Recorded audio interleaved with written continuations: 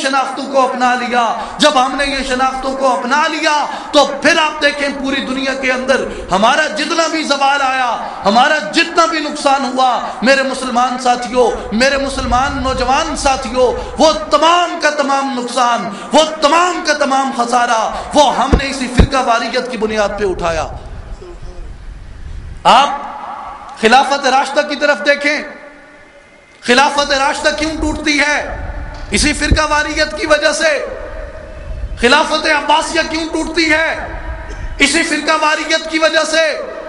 خلافت ہسپانیہ, اسپین میں مسلمانوں کا نام و نشان مٹا دیا جاتا ہے, ان کی نسلیں مٹا دی جاتی ہیں, ان کے آثار ختم کر دیے جاتے ہیں. کس بنیاد کے اوپر؟ اسی فرقہ واریت کی وجہ سے. اور آخری سلطنت اسلامیہ, آخری خلافت اسلامیہ, خلافت عثمانیہ, اس کو کس بنیاد پہ توڑا گیا؟ اسے بھی اسی فرقہ واریت نے توڑا کہ جب حکیم الامت حضرت علامہ اقبال اس وقت کا سیاسی تجزیہ کرتے ہیں کہ خلافت عثمانیہ کو کون لپیٹ رہا ہے, خلافت کی بساط کو کون لپیٹ رہا ہے, تو حضرت علامہ وہ تجزیہ کرتے ہوئے کہتے ہیں کہ بیچتا ہے ہاشمی ناموس دین مصطفیٰ, خاک و خون میں مل رہا ہے ترکمان سخت کوش. کہ ترکمان سخت کوش کو مارنے والے, خلافت کی پیٹھ میں خنجر گھونپنے والے وہ کوئی اغیار نہیں ہے, وہ اپنے ہی مسلمان ہیں جو اس خلافت کی بساط کو لپیٹ رہے ہیں, جو اس خلافت کو توڑ رہے ہیں. اور آج بھی اگر آپ اس دور حاضر کے اندر دیکھیں, جہاں جہاں بھی مسلمانوں پر مظالم ڈھائے جا رہے ہیں وہ اسی صورت میں ڈھائے جا رہے ہیں کہ مسلمانوں کو مختلف طبقوں کے اندر تقسیم کیا گیا, مسلمانوں کو مختلف مسالک کے اندر تقسیم کیا گیا, مسلمانوں کو مختلف فرقوں میں تقسیم کیا گیا.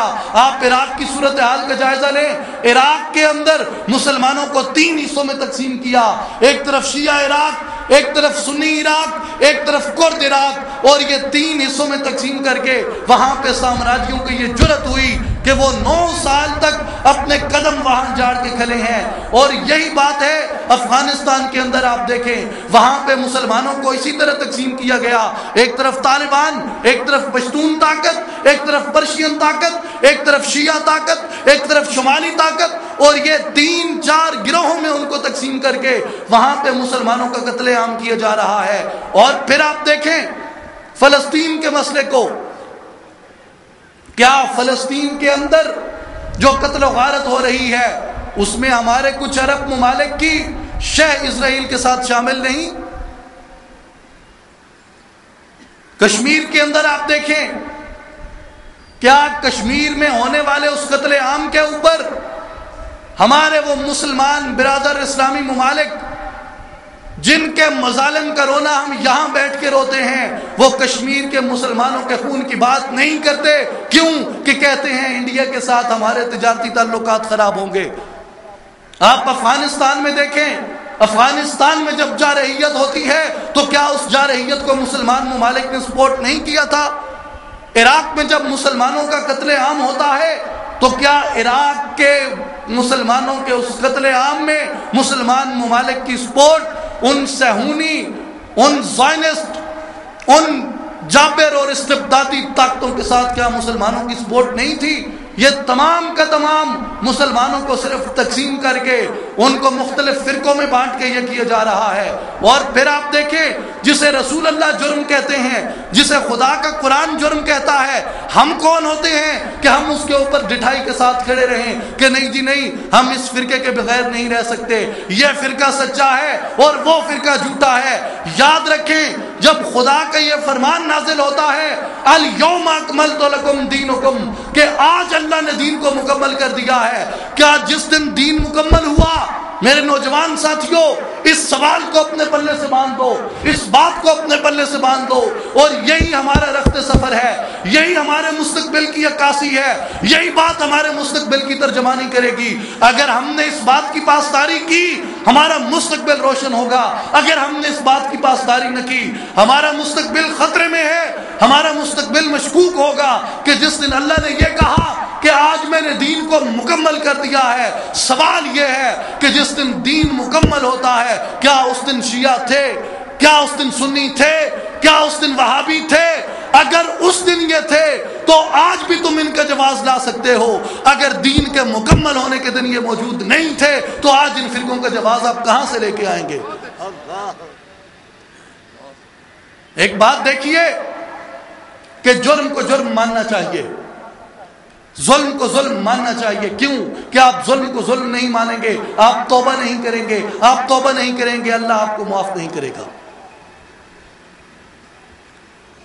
حضور غوث اعظم سیدنا شیخ عبد القادر جیلانی اپنی تصنیف سر الاسرار میں فرماتے ہیں کہ ابلیس نے بھی خطا کی، آدم نے بھی خطا کی، ابلیس مردود ہو گیا، آدم فلاح پا گئے. فرق کیا ہے؟ خطا ابلیس نے بھی کی، حکم دولی کی، خطا آدم سے بھی ہوئی، اللہ نے کہا لا تقربا هذه الشجر، مگر وہ درخت کے قریب چلے گئے، اللہ کا حکم نہ مانا. دونوں نے خطا کی. فرق کیا ہے کہ آدم فلاح کیوں پا جاتے ہیں، ابلیس برباد کیوں ہو جاتا ہے؟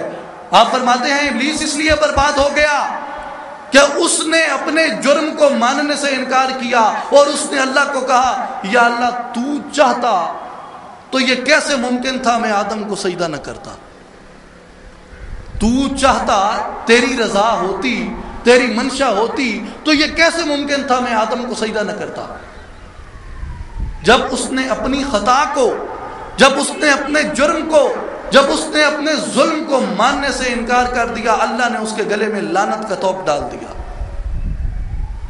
اور حضرت آدم جب ان سے خطا سرزد ہوتی ہے وہ یہ نہیں کہتے کہ الہ العالمین یہ تیری منشا تھی یا نہیں تھی، وہ یہ نہیں کہتے کہ الہ العالمین یہ تیری رضا تھی، بلکہ حضرت آدم کہتے ہیں ربنا ظلمنا انفسنا، الہ العالمین میں نے اپنی جان پہ ظلم کیا ہے.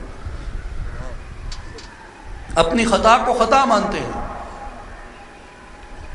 اللہ تعالیٰ بخش دیتا ہے. آج ہماری ڈٹھائی کا یہ عالم ہے کہ ہم جرم بھی کیے جا رہے ہیں اور اس پہ ڈیٹ بھی ہوئے جا رہے ہیں. ہم ظلم بھی کرتے ہیں پھر اس ظلم کا جواز بھی لے کے آتے ہیں. یاد رکھیں ظلم کا کوئی جواز نہیں ہوتا، جرم کا کوئی جواز نہیں ہوتا. جرم جرم ہوتا ہے وہ بلا جواز جرم ہوتا ہے، ظلم ظلم ہوتا ہے وہ بلا جواز ظلم ہوتا ہے، خطا خطا ہوتی ہے وہ بلا جواز خطا ہوتی ہے. اور فرقہ واریت ظلم ہے، فرقہ واریت جرم ہے، فرقہ واریت خطا ہے، یہ بلا جواز خطا ہے، یہ بلا جواز جرم ہے، یہ بلا جواز ظلم ہے. اور جب تک یہ ظلم ہم خدا کے کلمے سے کرتے رہیں گے، اپنی بنیاد، اپنی اساس لا الہ الا اللہ محمد الرسول اللہ سے کرتے رہیں گے، اللہ کا یہ فرمان ہمارے اوپر لاگو رہے گا. فَكَأَيٍّ مِّن قَرْيَةٍ أَهْلَكْنَاهَا فَهِيَ ظَالِمَةٌ، جو بستیاں ظالم ہو جائیں اللہ ان کو ہلاک کر دیتا ہے.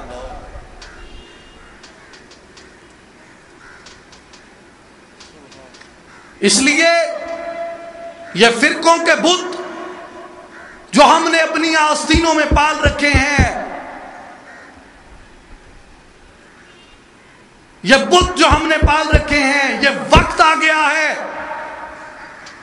کہ ان طبقاتی تفریقوں کو، ان لسانی اور مذہبی بتوں کو، ان فرقوں کو، ان تفرقوں کو اب توڑنا ہوگا اور اس شناخت کی طرف جانا ہوگا جو شناخت ہماری ملت ہے، جو شناخت اسلام ہے، جو شناخت لا الہ الا اللہ محمد الرسول اللہ ہے.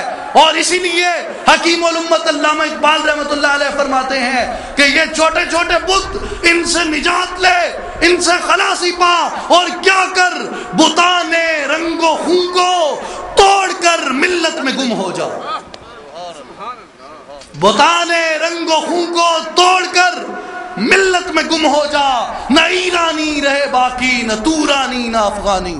کہ تیری شناخت وہ ایرانی ہونا نہیں، تیری شناخت وہ پٹھان ہونا نہیں، تیری شناخت سنی ہونا نہیں، تیری شناخت شیعہ ہونا نہیں، تیری شناخت وہابی ہونا نہیں، تیری شناخت مسلمان ہونا ہے، تیری شناخت لا الہ الا اللہ محمد رسول اللہ ہے. اور یہ بت ہیں،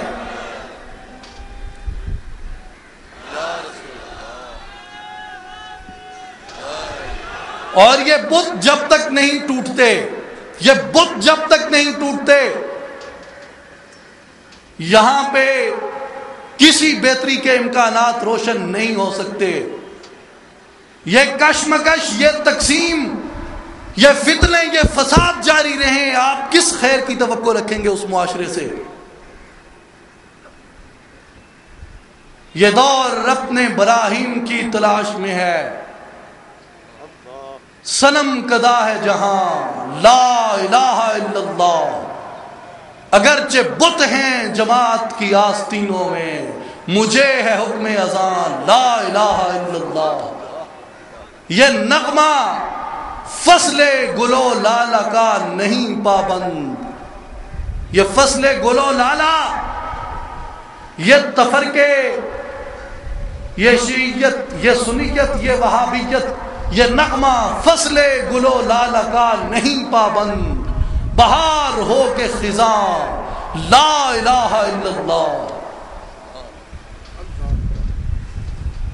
یہ وہ ظلم ہے، یہ وہ جرم ہے جس کی یہ سزا ہم بھگت رہے ہیں. اور جب تک ہم اس ظلم سے خلاصی نہیں لیتے، جب تک ہم ان تمام لبادوں کو، ان تمام شناختوں کو اتار نہیں پھینکتے اور ایک چھتری لا الہ الا اللہ محمد رسول اللہ کے نیچے جمع نہیں ہو جاتے، مسلمانوں ہماری تقدیر تبدیل نہیں ہو سکتی. اور میرے نوجوان ساتھیوں، بالخصوص میرے وہ بھائی جو سکولز میں، کالجز میں، یونیورسٹیز میں پڑھ رہے ہیں، میں آپ کو مخاطب کر کے اصلاحی جماعت اور عالمی تنظیم العارفین کا یہ پیغام دینا چاہتا ہوں کہ قرون وسطیٰ کی روایات کو چھوڑ دو. قرون وسطیٰ کے تقاضے نہیں چلیں گے، قرون وسطیٰ کے مباحث نہیں چلیں گے، قرون وسطیٰ کے مناظرے نہیں چلیں گے، قرون وسطیٰ کی یہ لسانی مذہبی تفریقیں نہیں چلیں گی. آپ 21ویں صدی میں زندہ ہیں، آپ قرون وسطیٰ میں زندہ نہیں. ہر صدی اپنا تقاضا مانگتی ہے اور ہر صدی کا الگ تقاضا ہے. 21ویں صدی اپنے تقاضے چاہتی ہے، 21ویں صدی کے اپنے تقاضے ہیں. اس صدی میں قرون وسطیٰ کے تقاضے آزماؤ گے، اس صدی میں قرون وسطیٰ کے تقاضوں پہ ڈٹے رہو گے، اس صدی میں قرون وسطیٰ کے مناظرے چھیڑے رکھو گے، اغیار تمہارے سروں پہ سوار رہیں گے، یہ جیکٹیں بھی پھٹتی رہیں گی اور ڈرون بم بھی گراتے رہیں گے. میرے نوجوان ساتھیوں، جب ملتیں ڈوبنے پہ آ جائیں، جب قومیں تباہی کے دہانے پہ پہنچ جائیں اور جب قوموں کی تقدیر تبدیل ہونی ہو، اس وقت ان قوموں کا ہراول دستہ وہ نوجوان ہوتے ہیں. کیوں کہ نظریے جب عروج پہ جائیں تو وہ جوان ہوتے ہیں اور جوانوں کے بازو جوان ہی بنتے ہیں. اس لیے آپ کو اللہ نے جو یہ دھڑکنیں دیں جوان، جو عزم دیے جوان، جو سانسیں دیں جو جوان، جو ولولے دیے وہ جوان، جو جذبے دیے وہ جوان، اور آپ پہ یہ فرض ہے کہ آپ اپنے ان دھڑکنوں کو، ان جوان ولولوں کو، ان جوان سانسوں کو، ان جوان عزائم کو آپ اغیار کی تہذیب پہ صرف کرنے کی بجائے آپ انہیں اللہ کے دین کی سربلندی پہ صرف کریں.